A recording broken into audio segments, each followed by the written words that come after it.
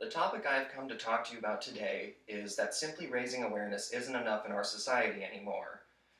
And do you all agree that buying an electric car is good for the environment? Well, people do say that buying an electric car is good for the environment, but that's not necessarily true. And around this time of year, every year, news organizations post stories about people giving random acts of charity to the homeless. When it comes to these two disparate themes, or seemingly disparate themes, they fall under the purview of the topic of simply raising awareness isn't enough in our society anymore, and it could even be used to spread false information that could either be harmful or not actually solve the problems in our society.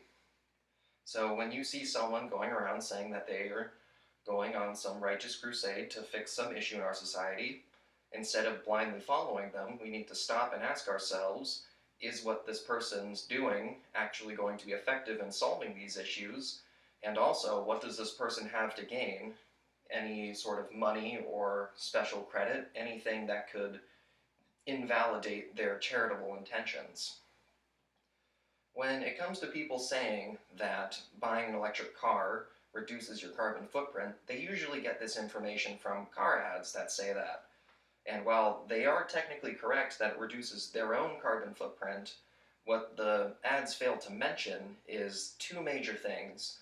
One, if the batteries go bad in the car and they're not properly disposed of, they could be causing soil and or water pollution. And two, more importantly, that the energy being used to power the electric cars, while not being burned at the gas pump, is coming from oil burning and coal burning power plants that are already being used to power our homes and businesses.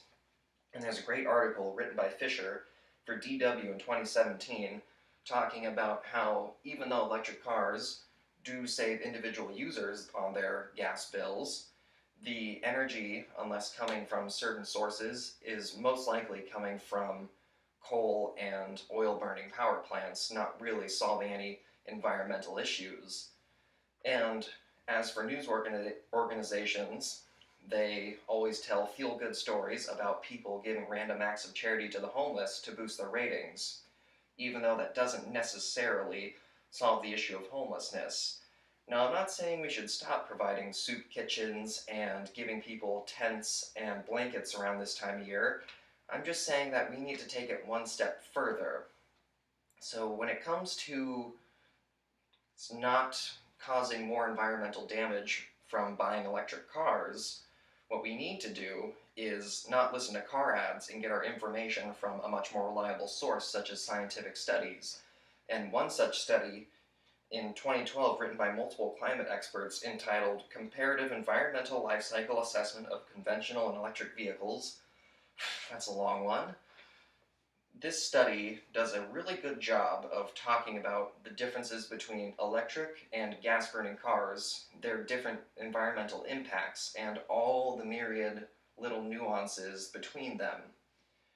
And one thing you guys, or a couple things you guys could do on your own personally, is one, hold on to your old cars for as long as you can, because odds are if you sell your old car, there's a decent chance that it will end up in a dump somewhere, causing more garbage to be created while you're still burning fuel somewhere else.